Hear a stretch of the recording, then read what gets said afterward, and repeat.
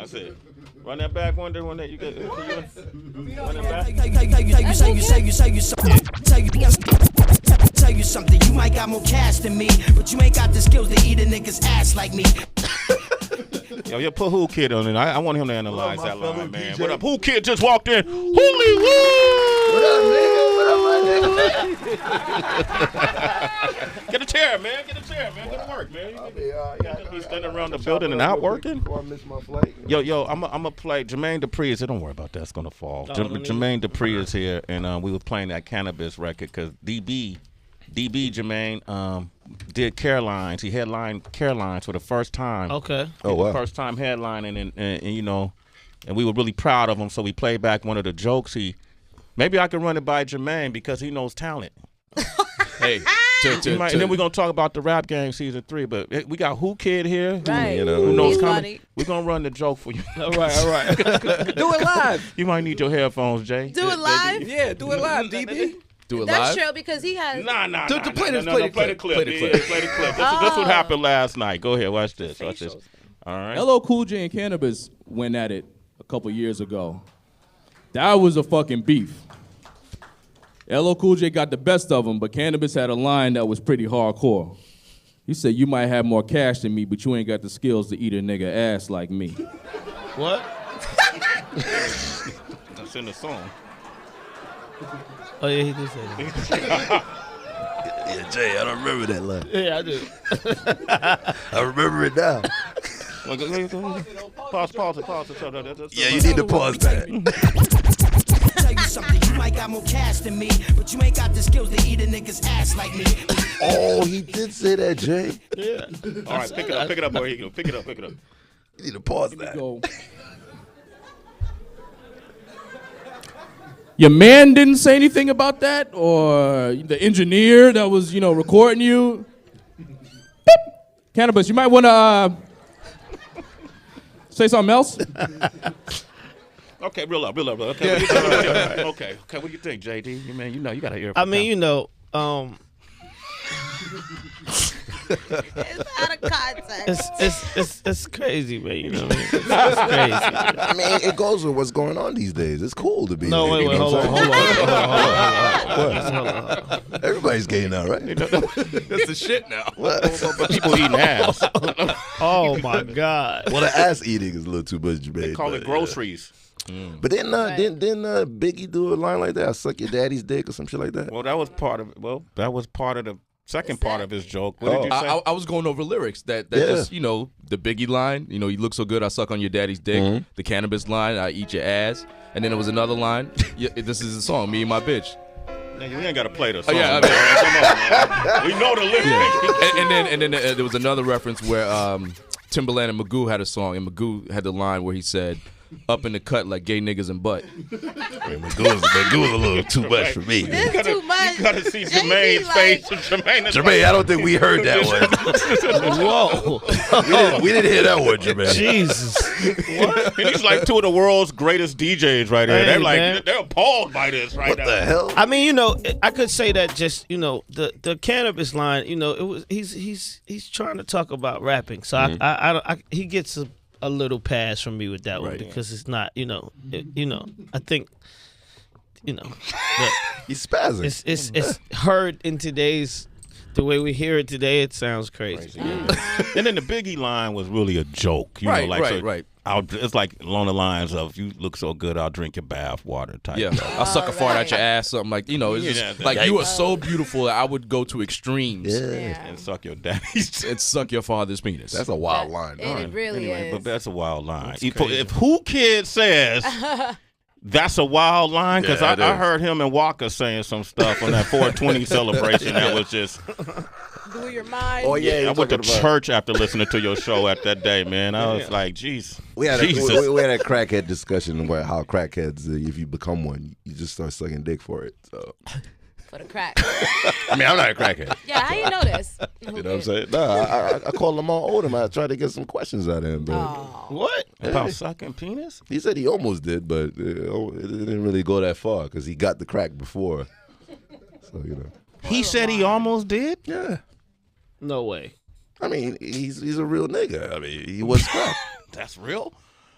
For crack. Wow. All right, hey Jermaine, that's not why you're here today, man. That's not why you're here today. We're gonna come back with Jermaine Dupri. Thanks, man. And we're gonna pivot this conversation.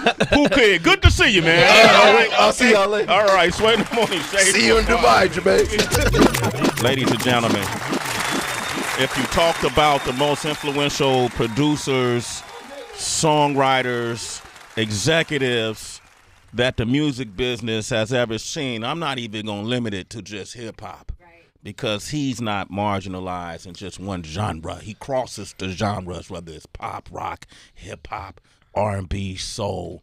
If you have these conversations and you don't mention his name, then your conversation is bogus. Somebody is misinformed. Somebody is uninformed. Somebody just doesn't know what they're talking about. Good friend of mine. It's been an honor to watch his evolution continue to grow. I get inspired by him every time. I'm always happy to see him, especially when I see him on TV. And he's sitting here and he's talking with these kids and he's grooming them and he's making them dope. Hey. He's done this for 3 seasons, ladies and gentlemen. Hey. Three seasons. Shout out to Liz Gately and all the people over there at the network that really support this show. Yeah. One of the most important shows. When bullshit is happening in the game, and people think the game is being defined by bullshit, turn on the rap game, and then you'll see the real shit. Word up. This is what the business is all about. This is what it should be about for these kids as well as these adults. But some of these adults are so far gone, we can't save them. Lord. But we can always put the right information in the kids, and he does it perfectly, and why not? He's the one that's done it his whole career. Welcome him back to the show.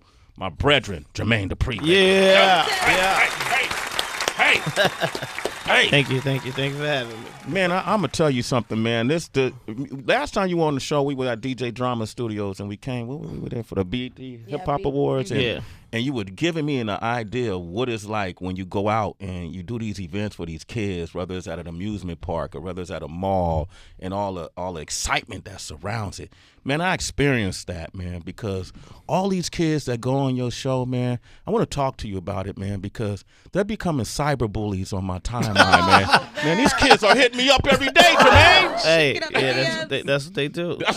I mean, it's they hustle. It's they hustle. They all hitting me, man. They tagging me. They all want to be here. They all want to play the 5 Fingers of Death.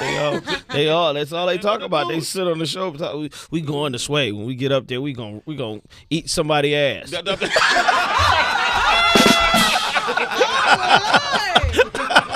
gotta be an age limit for that. Oh my God! Hey man,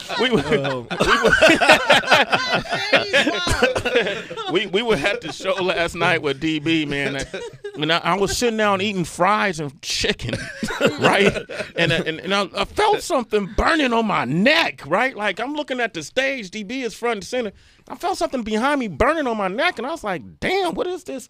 Is somebody staring at me? And I turned around. And I don't even know how she got in the club, by the way, because she's too young to be in there. Nia K was in there. Yeah. Nia K was at me, just pointing at me like this. And I was like, who is that? It was dark. I couldn't see. And then I came from the back, and Nia K walked up on, what's up, Sway? I'm trying to get on your show. And just bursted out in a verse. Of course. She didn't even finish her sentence. I hugged that young lady. I said, man, you don't know how inspired I am for you. Man, when you come on that show, talk to Jermaine, though. Don't be trying to skip. I told her and her parents, it's cool, but you got to do it through Jermaine, you know. But when you come up there, be ready. She spit another verse. Wow. You know how hard it is for me to get artists to rap? Yeah. Oh, he got the verse. You guys are good.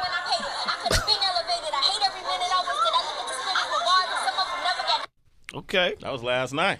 Damn. Going hard. All right. I want to say to you, man, because I watch your show and I see what you take them through. And I want to say congratulations and thank you for doing this. This is the undercurrent of the next movement. Thank you. What kind of can you even go out without kids chasing you now, man? I mean, not really anymore. I mean, it's always been that kind of way with, like, you know, Crisscross and then Bow Wow, but this is different. You know what I mean? It's a different type of movement. But it's a good movement. It's a good movement for hip hop. That's the one thing that I have noticed is that what you're saying is what this show is promoting. Kids want to rap, and the older generation, guys that's older than me, fearing that hip hop is turning into something else that it wasn't prior, is saved by this generation that I'm teaching, because that's what they want to do. They want to rap. They want to get on Sway in the morning and rap. Every one of them, that's their mentality.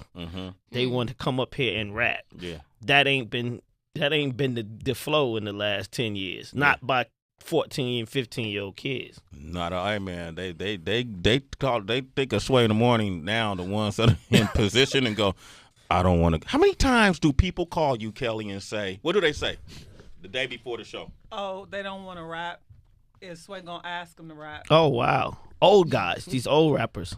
Not all of them, not just older. These the young older rappers are rap. Okay, it's the ones in pocket right now. Oh yeah, of course. That's what I'm saying. Yeah. That's what I'm trying to tell you. So it's a generation of rappers that we know that ain't really about, coming up here and getting on the mic, right? Yeah. So this next generation of rappers that I'm basically pushing and ushering in, these kids that run on this rap game, they about rapping. Why is that important though? It's important to me for a reason, but why do you think it's important that these kids want to rap? I just think, I think that it continues to keep the culture right. You know what I mean? The culture stays where it's at. But this is something that I'm not teaching, by the way. This is how they're coming at me. They believe that it struck them that the only way that you can impress Jermaine Dupri or impress the people that's watching the rap game is that you have these lyrics. And I didn't tell them this. This is, I have kids on the show that won't do the freestyle rapping and all of that, but at the same time, the majority of the kids, this is where the energy is right now. That's dope. There was an episode, and correct me if I'm wrong, I want to say Rose came on. Yeah. Rose came on, and I think the task was to have everybody write something about their work ethic. Yeah. I watched this. Yeah, I see. I like that. I'm here, baby. And one of the artists, I think it was Nova, matter of fact, it was suspicion that he wasn't writing his verses, his uncle was. And then you made a point to say, man, that doesn't matter necessarily if he wrote it or not. Yeah. Explain that. Well, because I could get a lot of flack if I try to guard that issue, because I wrote Crisscross and I wrote Bow Wow's. I wrote them albums. You know what I mean? And I even wrote most of the Brat first album. And people always try to pull stuff up. So I want people to understand, listen, I've been there. Yeah. It was a vision for me to do Crisscross. There's a difference when it's a vision. But when you're calling Sway to get on his show, like you're saying, then that's your hustle. Then you got to work for it. But if that's not your flow, and you want to be a great artist and somebody can write for you, then it's cool. I think in hip hop, we lose the concept of writing songs. It's a song. Yeah. You know what I mean? And great songs have been written by multiple people. You know what I mean? And that's just it. And I think that because everybody wants a number one record, it's one thing to say that you want to be a great rapper. But I think a majority of people today, they want to make records to get on the charts and get these number one accolades. And if you want a number one record, sometimes it's tough. Sometimes you're not the guy that can write a number one record. You got to be in the studio with somebody that can help you write a number one record. See, that's the most clarity I got from that argument. It's really two separate things. There's two separate things. If you want to be a great MC and you want to be the best rapper in the world, then you should be writing your own lyrics, and you should go somewhere and become that person. Yeah. But if you want to get in the music business, you're cutting your arms off to say, I'm trying to write this song all by myself, because nobody else is doing it. So you're like fighting a war that other people are going to beat you at because they doing it. It's like this room. Look at all the people in this room. Yeah. It's like you saying, I got my own radio show. You running over there working the board. Meanwhile, somebody else got another show and they got everybody in here working, and you're like killing yourself trying to just prove something to somebody for what? At the end of the day, you want the best sounding show that you could possibly have. Jermaine Dupri. On another season then, let's just say, on one of the assignments where they have to write something and one of the kids is like, yo, can I phone a friend? Would you allow that? Can they what? Could they phone a friend for a collaboration? We did that. Sorry, not to cut you off, but on season 2, Jayla Marie, her father they got their lyrics from somebody else that wasn't in the house. So they had to call a person and wait for the lyrics to come. The problem that I have with it on my show is that it's a competition show. Like, you come to the show knowing every day you're going to have a challenge, right? So if you don't write, it's best that you say it from the beginning so I can deal with you in a way that I don't feel like I'm putting this pressure on you. But when you try to lie and hide that you don't write your lyrics, that's when the problem comes. Because it's like I said, once again, at the same time, if you're 12 and 13 years old, I don't expect you to be able to write. I mean, I don't. I mean, you know, it's only a few people that's ever been able to do that. I don't expect you to be like the most lyrical writer in the world. You know what I mean? But I do believe that kids, if you got somebody writing for you, should understand what the person is writing for you, right? So that you're not just saying anything. So I mean, you know, I just look at it like it's songwriting and it's rapping. It's two different things. Jermaine Dupri is here, man. The So Summer 17 tour is happening. Yeah, 21 days. We got 21 days before we hit the city, Louisville. Louisville, we coming. That's what's up, man. Yeah. Your pop's working on this too? Yeah. My dad is. You know, my dad works with Live Nation now. Yeah. So this is something that, you know, we decided to do.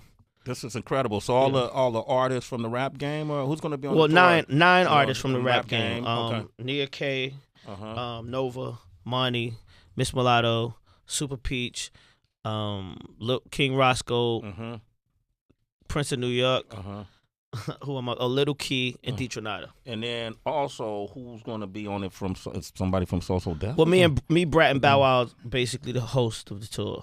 Oh, yo, this is so damn live, man. Yeah. You found a good lick, man. I'm trying to get home, man. Shit, man, put me on.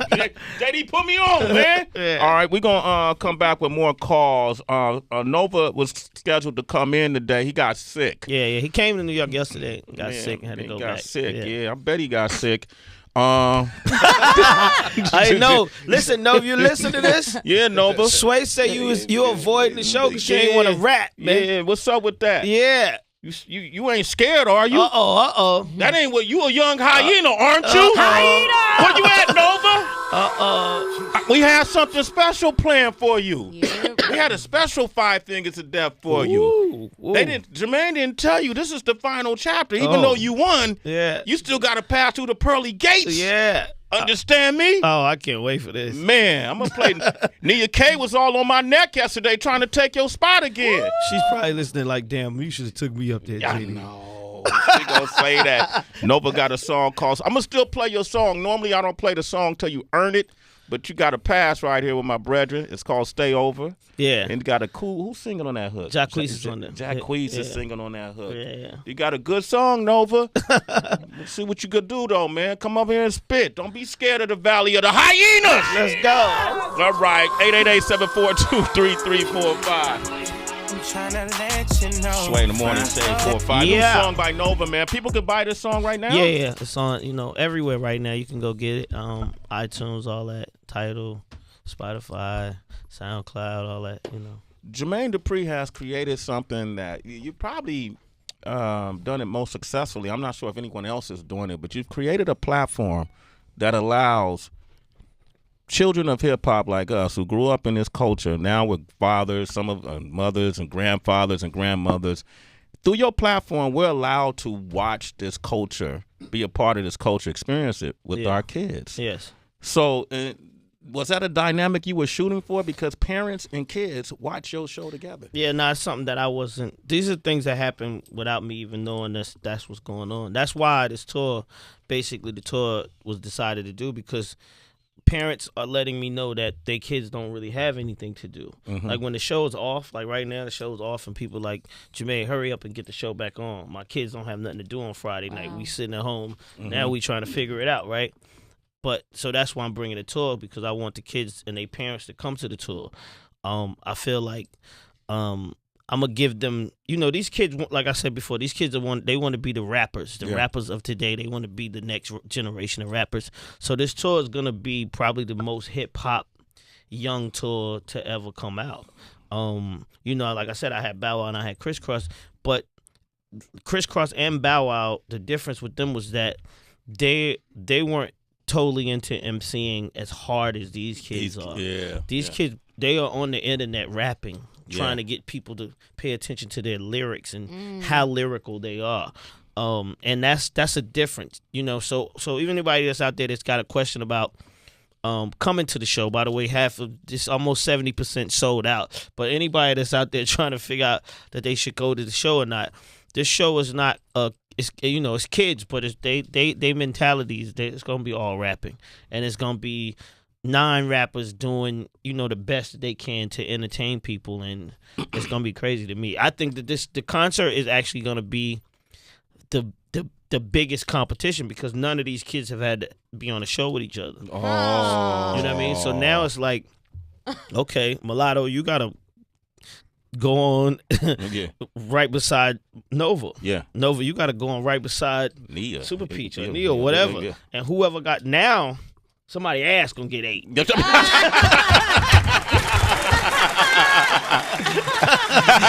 somebody, that's what it is, and what's crazy about that is that where the era of hip hop I came from, that's what people used to live for. Yeah. Like I used to be on Fresh Fest and I watch Run stand on the side stage and watch other people's performances, and just like he was sitting there watching it because he wanted to destroy whoever was coming on before him. And that's what I hope that this energy happens. That energy happens on this tour. Because if that energy starts, then the world of hip hop is in the best hands. It's in the best hands. Yeah. Nichelle is on the line from North Carolina. Good morning, Nichelle. Hey, Nichelle. What's up, Michelle? Good morning, y'all. Hope everybody is doing well. Just wanted to call in and say, JD, thank you so much. I appreciate you more than you know. Having the rap game come on just really bridges the gap between my daughter and I, because generally I hate everything she watches and everything she listens to. But she is so willing to listen to my music when we listen to, The Fly and what have you. And she knows the words because she recognizes this is a JD song. She knows who Chris Cross the Brat. Like, she'll listen to it and do the words, and it's all because of the rap game. So I want to say thank you so much. Thank you for calling. That's dope. Make sure you bring her out to the. You in North Carolina, so they'll be. We're going to the Raleigh and Charlotte show. Okay, that's what I'm talking about. Okay, that's June 10th and 11th. Charlotte is in June 10th at the Ovens Auditorium, and Raleigh is June 11th at the Raleigh Memorial Duke Energy Center. Ooh. Thanks for your call. You're a citizen. Sway in the morning. We got Anthony from Cali. What up, Ant? Big Ant. Big Ant. Yo. What up? Good morning. What up? Good morning, JD. What's happening? Hey, man, I just wanted to call in, man. JD, you was a part of my whole upbringing, man. I grew up with, Chris Cross, grew up with Bow Wow. First song I knew word for word was Jump, and, Beware of the Dog. That was like back when I really got into writing and I wanted to be an artist. So, I mean, you pretty much been there the whole way. That's what's up, man. Thank you. Man, this whole thing with the rap game, I love it, man. I love seeing somebody work with kids, man. I do the same thing. I work in the studio with these kids, and they come every day, and they're so passionate about it. There's so much worse they could be out there doing on the streets, but they love to come in and be in the studio and stay out of trouble. Word up. That's what's up, man. Keep up with that work. You're a citizen. Hey, I was going to try to tell them the Cali date, but I don't see a Cali date on here. Yeah, the Cali dates haven't been put up yet. But they coming. We gonna come to Cali. Man, I'm about to fill away. Everybody, they haven't been put up yet. I'm about to eat your ass. Yeah. Well, I mean, you know what I mean, man. Come on, man. Y'all quit tripping. Y'all quit tripping, man. Go ahead. JD, I'm wondering, when you touched upon a bit about how like older generations wonder who's holding hip hop, you know what I mean? Yeah. And a lot of times I feel folks are worried that there's going to be a whole community of like quote unquote mumble rappers and a bunch of kids that just want to like talk about drugs and everything. So in having conversations and grooming, what's like the subject matter that you see they are putting in their lyrics? Well, like I said, these kids, first of all, they want to rap, right? So when you want to rap, you have to research rappers. That means you have to bypass what, and I want to say that I think that people, they keep calling this mumble rap. It's not mumble rap. It's just uneducated rappers, basically. Okay. And because I know I was watching something where Yachty was saying what he was saying about Tupac and Biggie and yeah. not listening. And people, you know, the older people in hip hop is like, oh God, right? And they, you know, I'm a person that understands the youth. I've been doing this since I was 12. I understand the mindset of the youth, right? So when they say that, I know exactly what they talking about. They're not dissing the person. They really honestly have not listened to it. You know what I mean? And as an older person, you got to take that into consideration and understand what you're listening to. You're listening to a younger person tell you, listen, that was your era.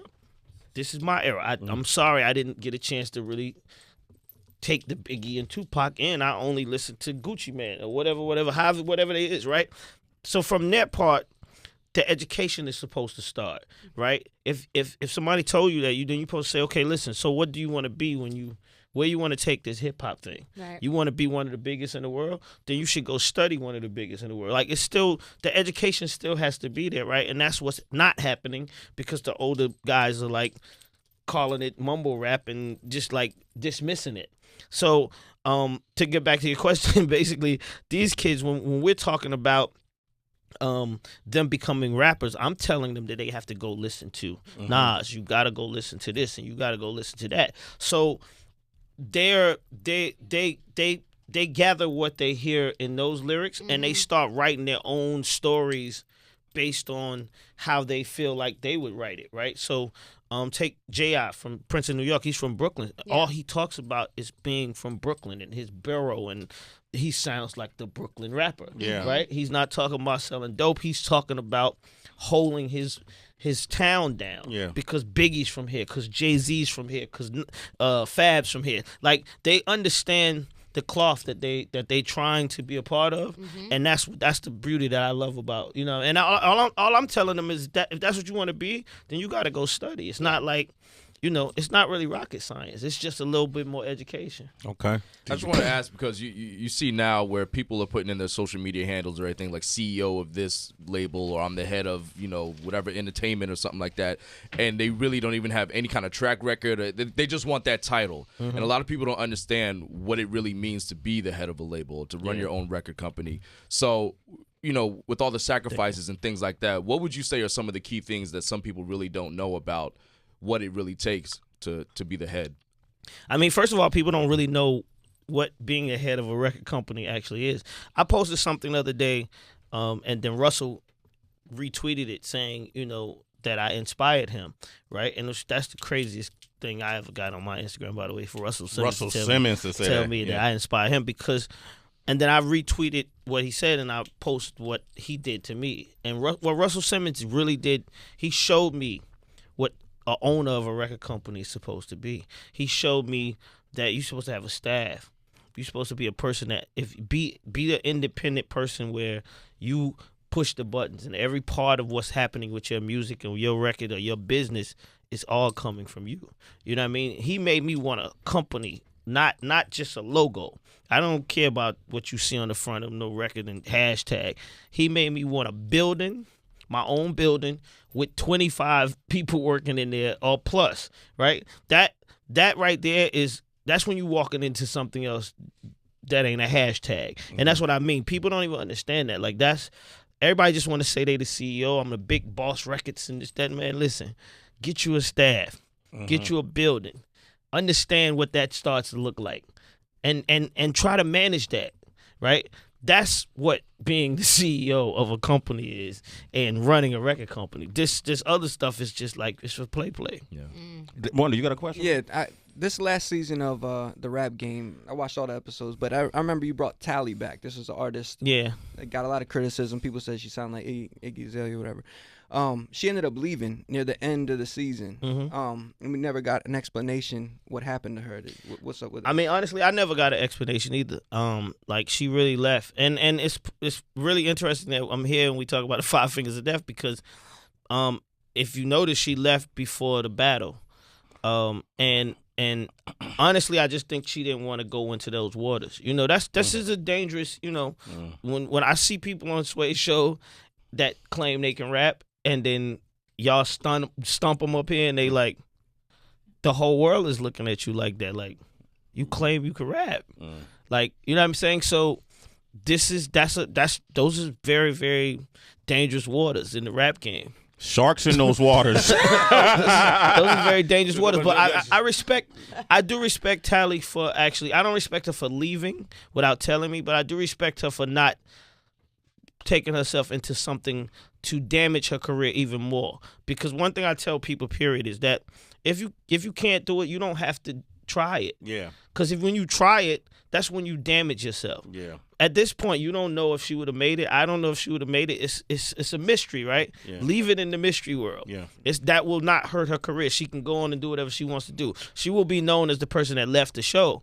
But for what reason, no one will ever know. And if she would have got up there and tried to rap and then she stumbled and looked crazy and this, that, and the third, then everybody would have just destroyed her. If she only one hit song away from people forgetting she left the show. Yeah, one hit song away from that. Yeah. All right, Jermaine Dupri, proud of you, man. And you inspire us, man. Continue success. I'm coming on the tour. Oh, yeah, you got to come. I got to come love to it. a few dates, I man. need that. We supporting everything you do, man. Thank you. All right, and Lifetime, the network, congratulations to them for recognizing what you brought us. Shout out to Lifetime. Yeah.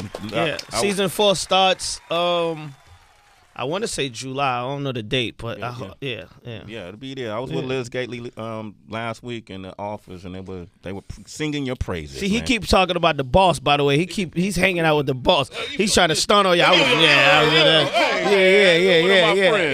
One of my friends. That's all, see, man. I like that. We hanging out. Bosses talk to bosses. You know, man. We got a staff too. I got a building. All right.